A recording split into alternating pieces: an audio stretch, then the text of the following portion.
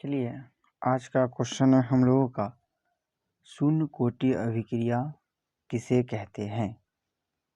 उदाहरण लिखें एवं इसका व्यंजक प्राप्त करें, साथ ही इसका अर्ध आयुकाल भी ज्ञात करें।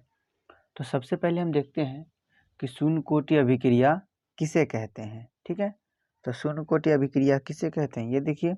उसके बाद इसी वीडियो में हम लोग इसका व्यंजक भी प्राप्त करेंगे और इसका अर्ध आयुकाल भी देखेंगे। तो चलिए शून्य कोटि अभिक्रिया वीडियो को स्टार्ट करते हैं।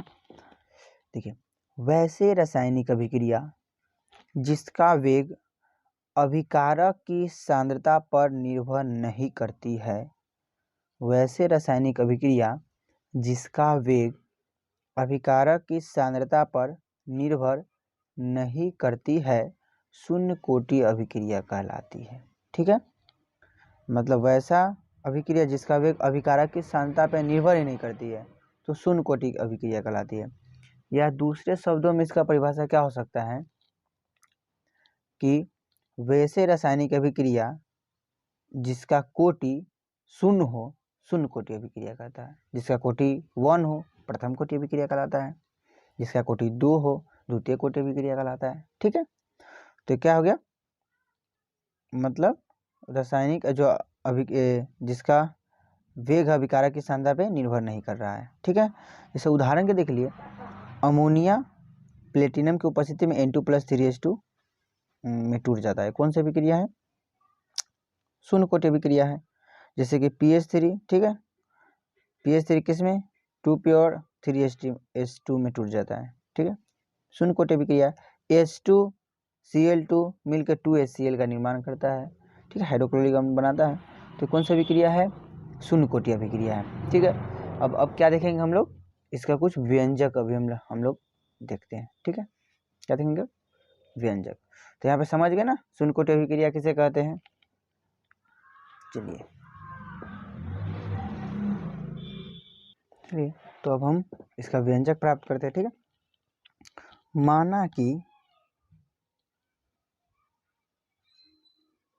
माना कि अभिक्रिया, ठीक है, अभिक्रिया क्या है? वही जो पीछे वीडियो में हम लोग प्रूव किए प्रथम कोटि अभिक्रिया में। ए से क्या बन रहा है? ए से कोई प्रोडक्ट बन रहा है। ठीक है, प्रारंभिक समय में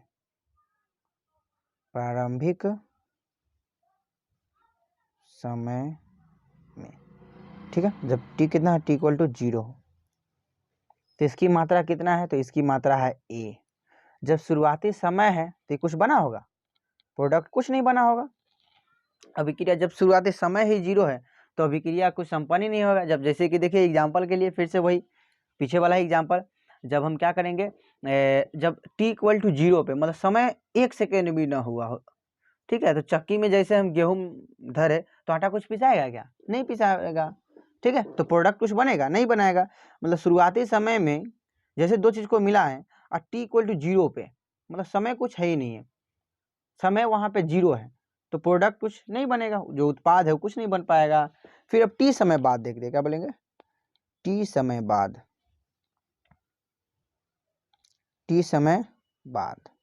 जो T समय बाद होता है ना कुछ प्रोडक्ट बनता है। जो प्रोडक्ट बनता है उसको क्या माने हैं? X। और जो अब जो बचेगा कितना, जो शेष कितना बचेगा, तो A था, X बन गया तो A-X बच जाएगा। देखिए कितना हल्का है। ठीक है, चलिए आगे हम इसी को कंटिन्यू करते हैं। ठीक है, समझ गए ना? प्रारंभिक समय क्या हो गया? प्रारंभिक समय जो हुआ मतलब शुरुआती समय में इसकी मात्रा कितनी है? A। ये कुछ नहीं बना है। कुछ समय बाद ये कितना बन गया? T समय बाद 5 सेकेंड 10 सेकेंड 1 घंटा 2 घंटा के बाद ये X बना, तो ये कितना बना होगा? बच गया कितना होगा? X-X। कोई दिक्कत किसी को? चलिए आगे चलते हैं दर नियम के अनुसार। ठीक है,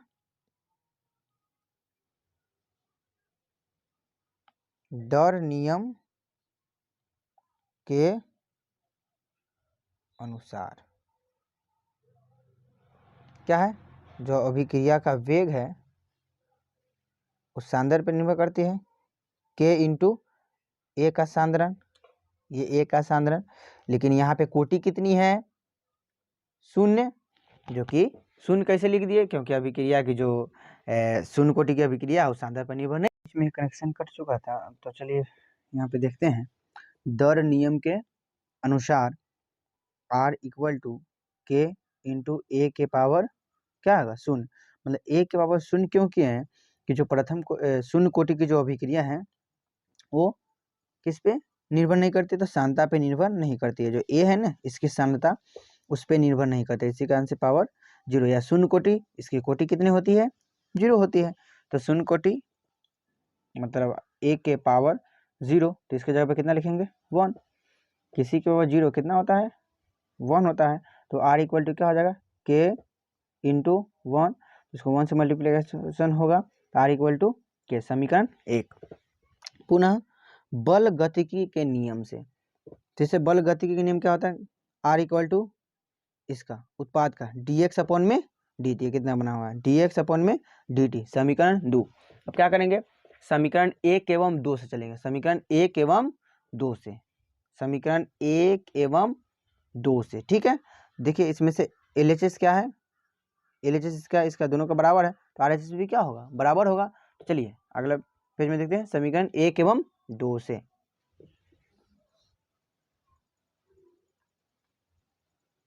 समीकरण 1 एवं 2 से, ठीक है। क्या हो जाएगा, R इक्वल टू ये है, क्या हो जाएगा, सिर्फ के इक्वल टू dx अपॉन में dt। क्या हो जाएगा,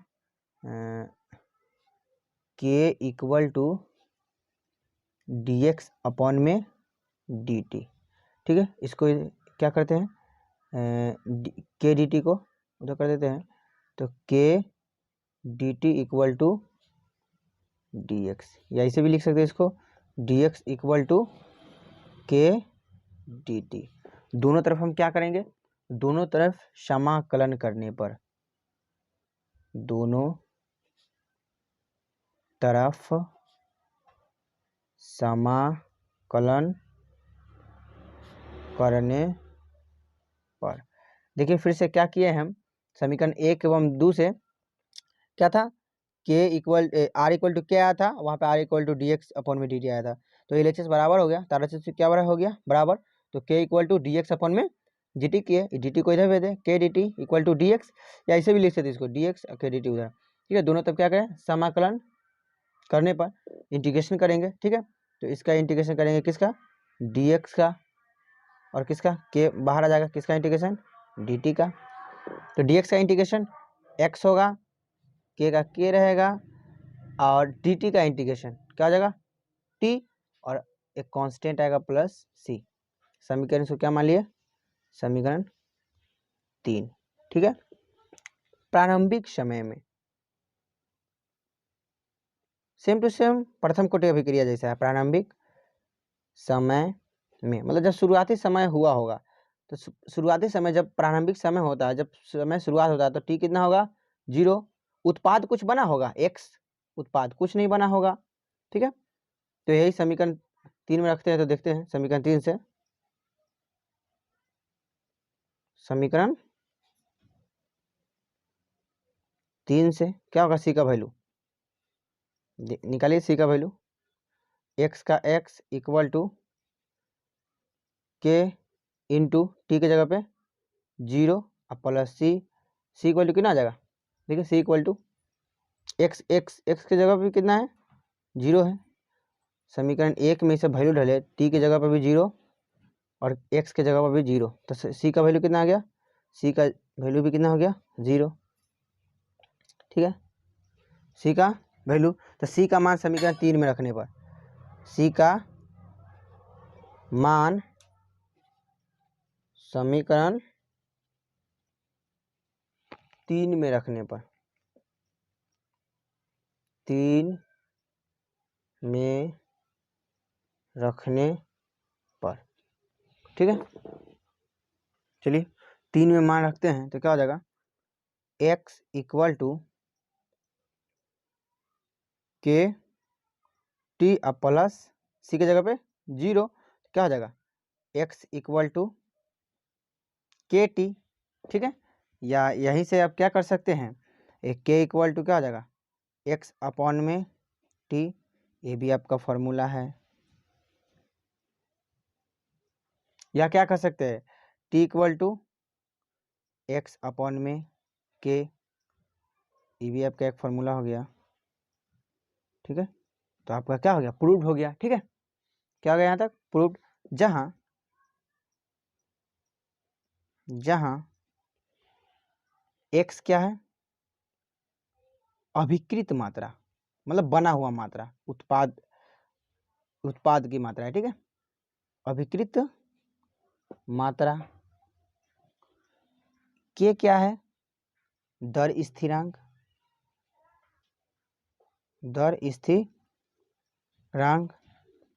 ए क्या है, प्रारंभिक मात्रा जो आया था। टी क्या है, समय। सी क्या है, क्या था, समाकलन स्थिरांक,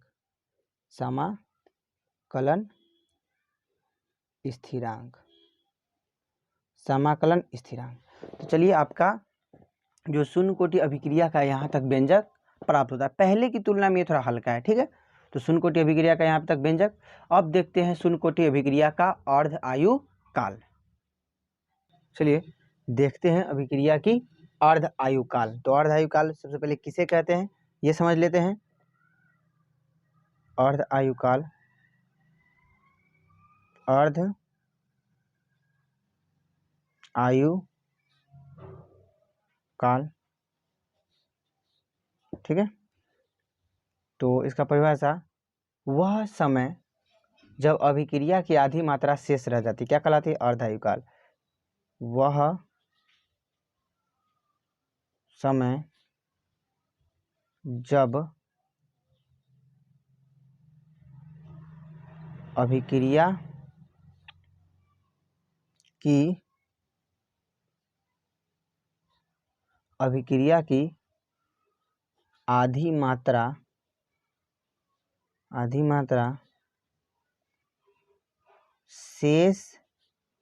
मात्रा शेष रह जाती है, क्या कहलाती है, अर्ध आयु काल। वह समय अर्ध आयु काल कहलाती है। वह समय, देखिए वह समय जब अभिक्रिया की आधी मात्रा शेष रह जाती है, क्या कहलाती है, अर्ध आयु काल कहलाती है। अर्ध आयु काल कहलाती है, ठीक है। अर्ध आयु काल कहलाती है, कोई दिक्कत। अब चलिए, अब हमको अर्ध आयु काल का जो फॉर्मूला हमको प्रूव करना है, तो वही माना कि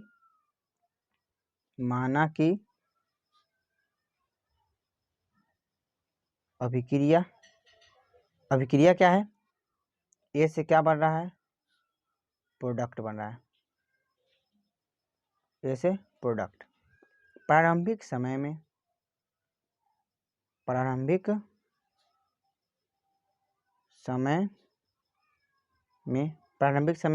इसका वैल्यू कितना है, ए, ये कुछ बना है, नहीं बना है।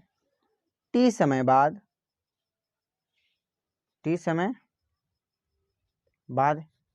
है, टी समय बाद ये बन गया एक्स, ये कितना बचा हुआ है, ए माइनस एक्स बचा हुआ है, ठीक है।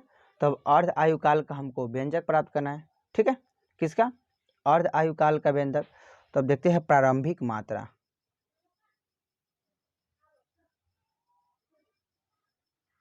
प्रारंभिक मात्रा कितना है, ए है, प्रारंभिक मात्रा ए, ठीक है। तो अभिकृत मात्रा कितना होगा, अभिकृत मात्रा